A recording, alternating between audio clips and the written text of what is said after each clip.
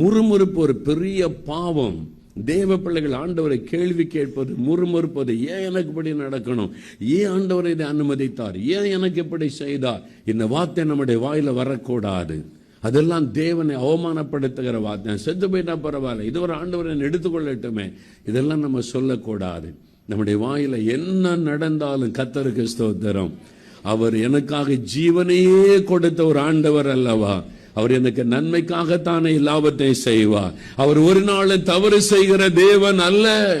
எனக்கு வெற்றி கிடைத்தாலும் ஆண்டவருக்கு ஸ்தோத்திரம், தோல்வி கிடைத்தாலும் ஆண்டவருக்கு ஸ்தோத்திரம், லாபம் வந்தாலும் கர்த்தருக்கு ஸ்தோத்திரம், நஷ்டம் வந்தாலும் கர்த்தருக்கு ஸ்தோத்திரம், பிரச்சனை, போராட்டம், அவமானம், நிந்தை வந்தாலும் கர்த்தருக்கு ஸ்தோத்திரம்.